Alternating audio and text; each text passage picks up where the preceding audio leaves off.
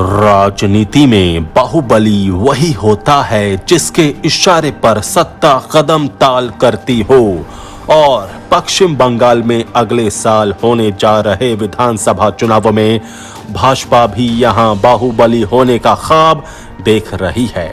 भाजपा ने बंगाल की 294 विधानसभा सीटों में से 200 पर जीत का दावा करके राजनीति गरमा दी है।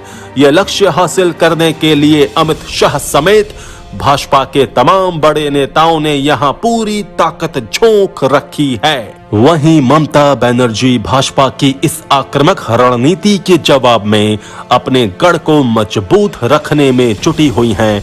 उन्हें चुनावी रणनीतिकार प्रशांत किशोर और उनकी टीम पर भरोसा है। ममता को भरोसा संघर्ष की अपनी ताकत पर भी है, पर पश्चिम बंगाल में ममता बनर्जी के लिए चुनौती एक नहीं दोहरी है, क्योंकि एक ओर तो उन्हें पार्टी को टूट से बचाना है, वहीं दूसरी ओर चुनाव में भी बेहतर प्रदर्शन करना है। पार्टी के भीतर बढ़ते असंतोष को देखते हुए ये आसान काम नहीं है। पश्चिम बंगाल में ममता का दुर्ग भेदने की भाजपा की कोशिशों और उसके जवाब में ममता बनर्जी की भाजपा की बंगाल विजय की राह रोकने की कोशिशों की पड़ताल करती दयानंद रॉय की रिपोर्ट। आजाद सिपाही में आपका स्वागत है। मैं हूं राकेश सिंह। चुनाव आते आते ममता बनर्जी अकेली रह जाएंगी। गृह मंत्री अमित शाह का ये बयान केवल एक बयान नहीं बल्कि भाजपा की उस रणनीति का एक हिस्सा है जिसे बंगाल में अमली जामा पहनाने में पार्टी जुटी हुई है। इसकी एक झलक 19 दिसंबर को तब मिली जब मेदिनीपुर कॉलेज ग्राउंड में आयोजित एक सभा में दिग्गज नेता शुभेंदु अधिकारी समेत 10 विधायकों और एक सांसद ने भाजपा का दामन थाम लिया। इन विधायकों में तृणमूल के साथ माकपा, भाकपा और कांग्रेस के एक विधायक शामिल हैं। इस सभा में अमित शाह ने शुभेंदु अधिकारी को भाजपा का झंडा थमाया और कहा कि विधानसभा चुनाव में राज्य में भाजपा की ही सरकार बनेगी। ममता बनर्जी भाजपा पर दल बदल का आरोप लगाती हैं, लेकिन तृणमूल तो खुद कांग्रेस से टूटकर बनी है। वहीं भाजपा में गए शुभेंदु अधिकारी ने कहा कि भाजपा में वो कार्यकर्ता के रूप में आए हैं और पार्टी उन्हें दीवार लेखन के लिए भी कहेगी तो वो भी वे करेंगे। अमित शाह की बंगाल विजय की रणनीति की दूसरी झलक तब मिली जब 20 दिसंबर को बोलपुर में किए गए उनके रोड शो में जन सैलाब उमड़ पड़ा। यहां हुंकार भरते हुए अमित शाह ने कहा कि बंगाल का धरती पुत्र ही यहां का मुख्यमंत्री बनेगा।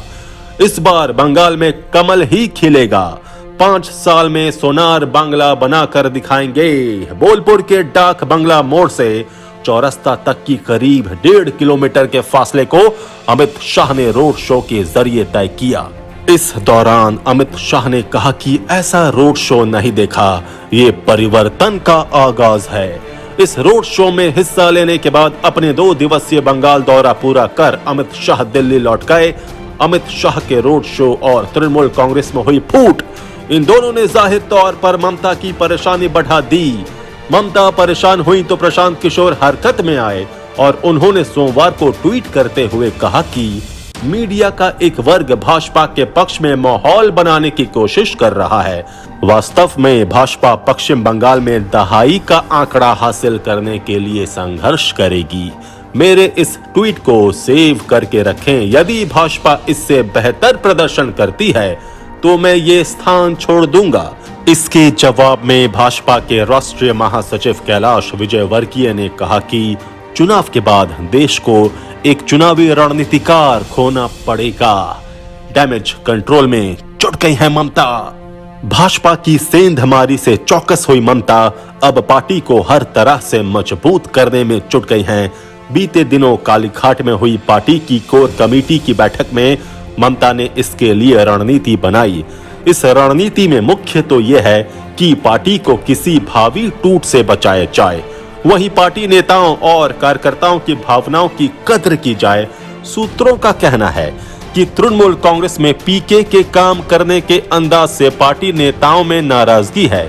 अपने दम पर तृणमूल कांग्रेस को सत्ता के शिखर पर पहुंचाने वाली ममता के पास सत्ता में आने के बाद समय की कमी हो गई है। उनके पास इतना वक्त नहीं है कि वे पार्टी और सरकार दोनों मोर्चों पर पूरा वक्त दे सके।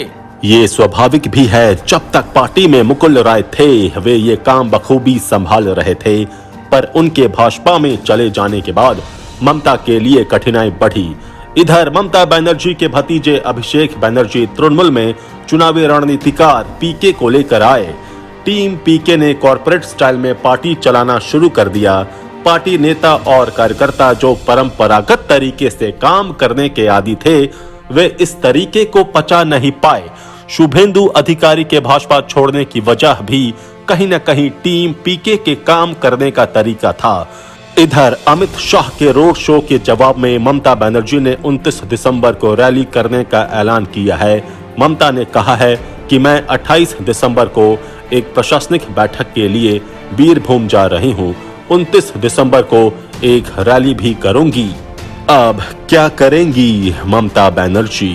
पश्चिम बंगाल में भाजपा ने ममता बनर्जी के सामने जो चुनौतियां पेश की हैं, उसके जवाब में ममता ने भी पूरी तैयारी कर ली है। राजनीति के जानकारों का कहना है कि ममता भाजपा को उसी की शैली में उसका जवाब देंगी, यानी पार्टी जैसे को तैसा की रणनीति पर चलेगी।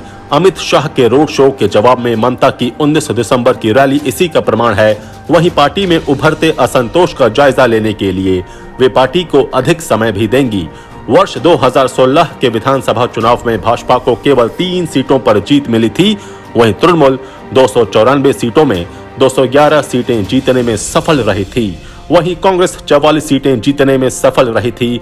इस बार भाजपा ने यहां 200 सीटें जीतने का लक्ष्य रखा है। जाहिर है कि ये लक्ष्य आसान नहीं है, पर भाजपा यहां इतनी ताकत इसलिए झोंक रही है। वहीं अब ममता पूरी ताकत पार्टी को एकजुट रखने में लगा रही हैं। ऐसे में ये देखना दिलचस्प होगा कि बंगाल में भाजपा का सपना साकार होगा या ममता की ही दाल गलेगी। आजाद सिपाही के विशेष में अभी इतना ही। खबरों की और भी अधिक जानकारी के लिए आप पढ़ते रहिए अपना लोकप्रिय दैनिक अखबार आजाद सिपाही। आप हमारे इस YouTube चैनल को जरूर सब्सक्राइब करें। जुड़े रहिए आजाद सिपाही के साथ। धन्यवाद।